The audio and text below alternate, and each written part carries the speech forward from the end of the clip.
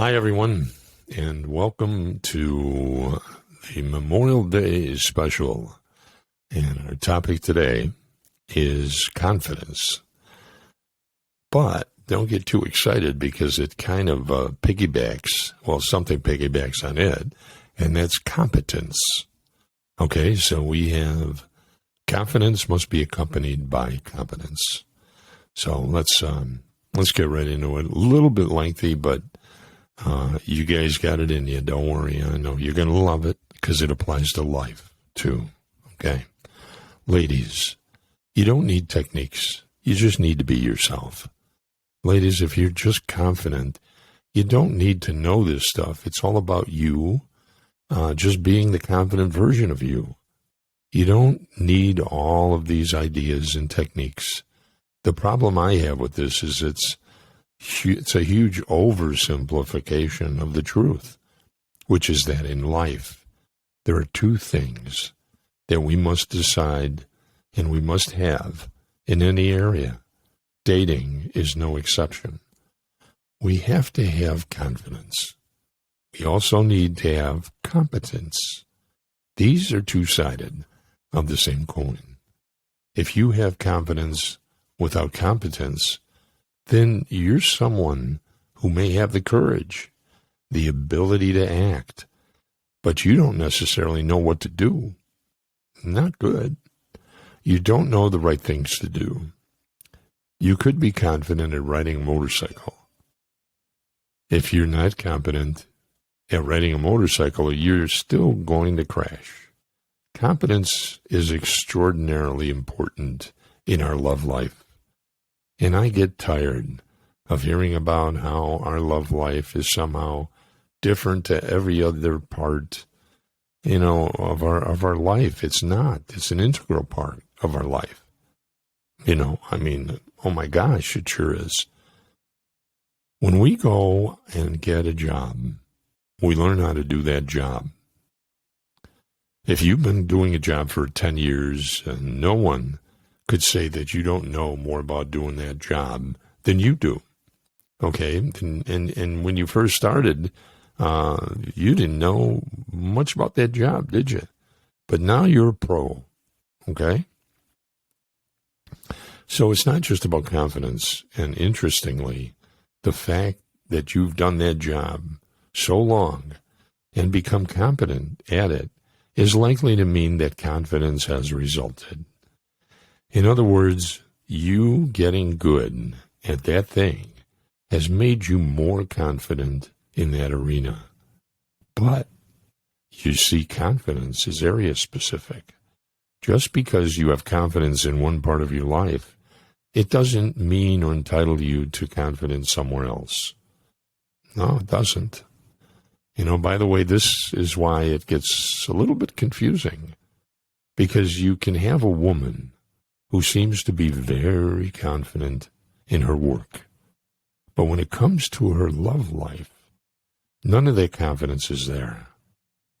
If you ask her to go and hold, hold a business conference, for instance, or speak to her execs, she could do that all day long.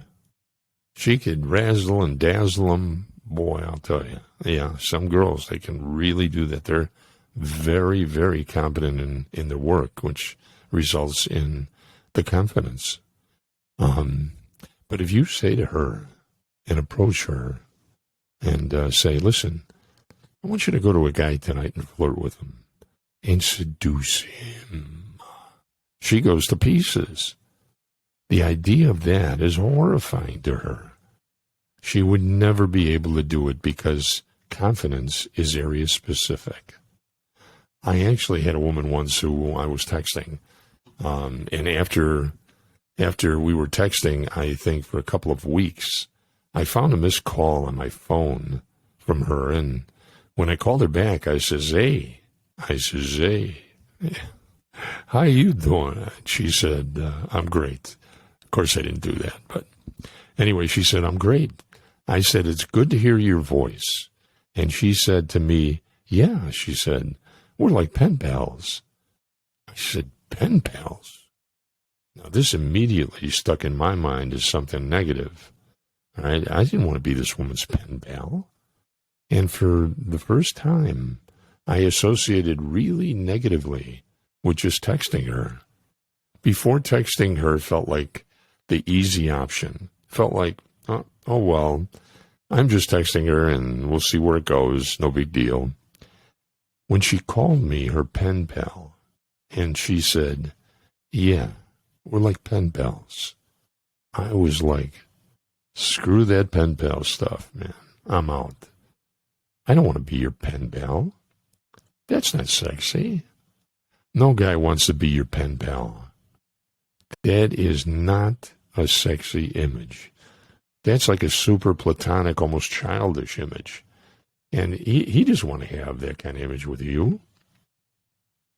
He wants to be the sexy guy. So, two things have already happened in this that show massive competence, whether she knew it or not, and never asked. Okay.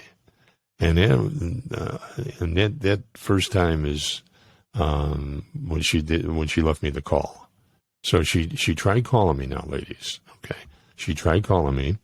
If you want a guy to call you more, okay, listen up. Actually, just reaching out and calling him, even if he doesn't answer you, just get his voicemail, okay? That's the ticket, okay? And that will send a very clear message that it's okay and not weird for him to call you. For a lot of guys, we're a little nervous about calling you, believe it or not, okay? When she called me and I saw a missed call on my phone from her, my brain went, oh, okay, I should call her back. It's normal to call her, crazy and stupid as that sounds. It gave me a license to do what she wanted me to do. The second thing she did right, she immediately got me to associate negatively with texting. We had a great conversation, 10, 15 minutes, whatever it was. And then we get off the phone. Short and sweet after the phone call. About 5 minutes later, I got a text message. It's from her, and it reads, why is it that hearing your voice can leave me flustered even after we've hung up? And it was the third thing that said that she did really, really well, because now she's given me a license to call by calling me first. She got me to associate negatively with texting, her, by saying we were like pen pals, right? A horrible image for a guy to have. And then third, okay, after we'd hung up, she said something that made me feel desirable when I was on the phone. So now I'm associating positively with the idea of calling her, because now I go calmly when I call her. I leave her flustered just by speaking to her. So negativity associated with texting, positivity associated with the phone call. I never had problems calling this woman again. She was a woman that I would always call whenever possible. I would still text her, but I would also call her in a way that I would never call other people. This is someone, not just with confidence. This is someone with competence. Even if you just take the pen pal part of it, that's like a very valuable script. The part where she said, why is it that just hearing your voice can leave me flustered even after we've hung up? That's a really valuable script. And anyone who says you don't need to learn these techniques, well, let me tell you. What you need to learn is just be confident. This is the height of arrogance. A couple of weeks ago, a friend of mine went to a wedding, and he was telling me his story of how the people there were giving speeches. The guy that was giving the speeches, and most of the guys there seemed really cocky and confident before their speeches. When he asked them, you spent some time preparing. Have you read through the speech? Have you memorized it? Each one of them said the same thing. Nah, I'm just going to wing it. It's going to be great. I'm going to do it. I don't need to memorize it or rehearse it. No, I'm just going to get up there and do my thing. He said it was really, in its own way, refreshing to see just how untrue that was, because each one of them got on stage, tried to give a speech, which turned into a rambling mess, and as a result, they just looked like they weren't prepared. And these people who were super cocky and confident going in didn't feel so cocky and confident on the way out. Actually, they could have gotten away without confidence if they had just had more competence in getting up there and knowing what they were doing.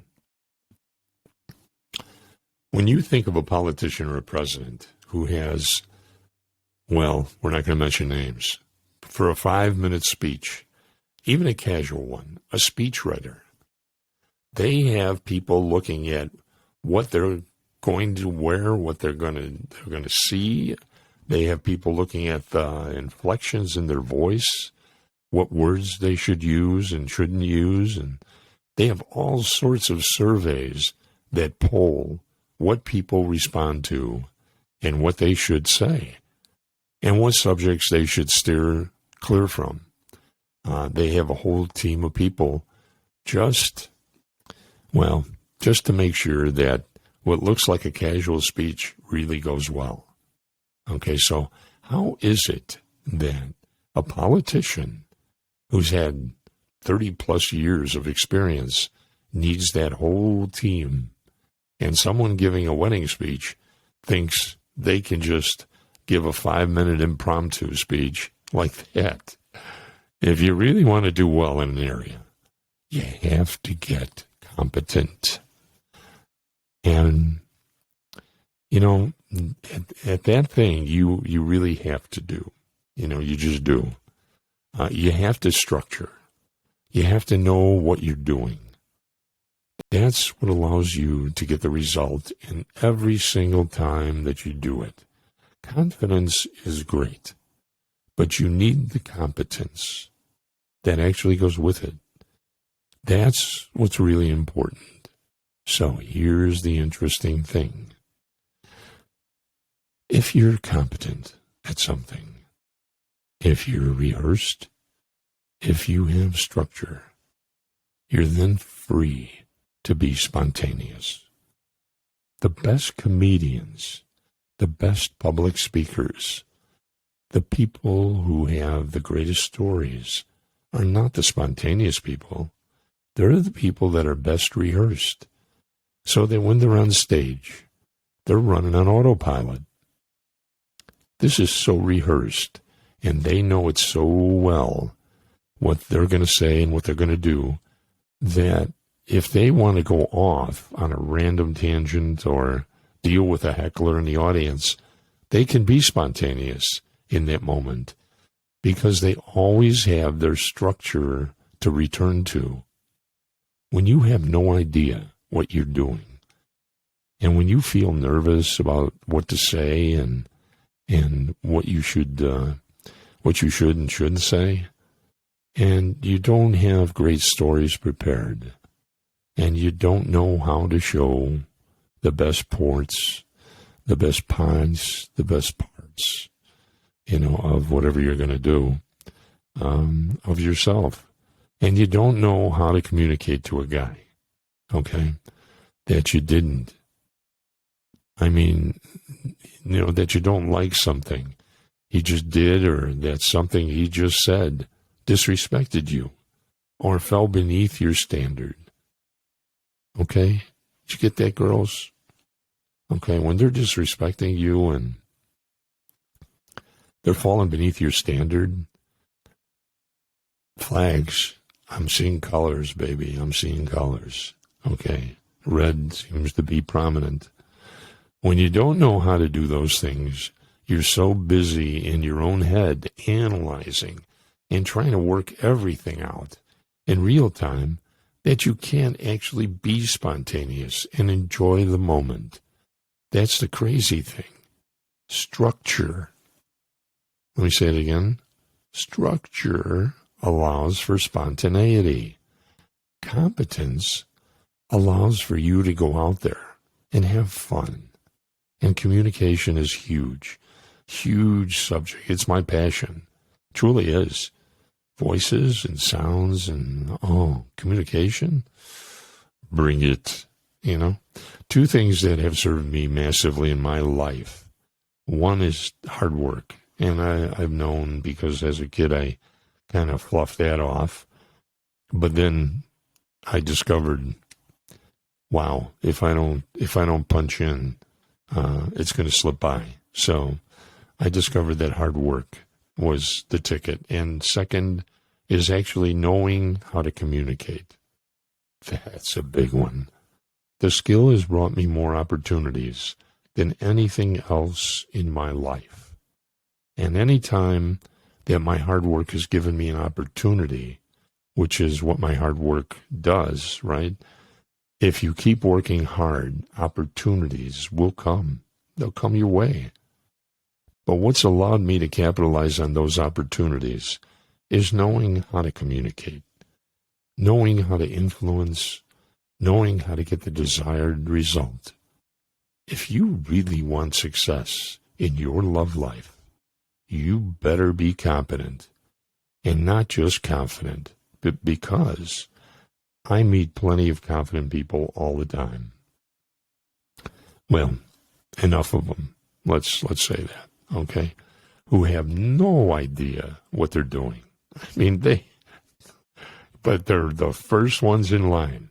I can do it, Sergeant Hulka, put me in. I can do it. Coach, put me in. I know you know what I'm talking about. Because you meet plenty of guys who are confident and are not competent. And those are not the guys that you go for. You can have a guy who walks up to you, tons of confidence, and he comes across as arrogant, obnoxious, and sleazy. And you don't even want to speak to the guy for another minute. And by the way, ladies, if you want to put yourself in control, if you actually want to have power, personal power in your day, I'm not talking about power over men, because I don't believe in that.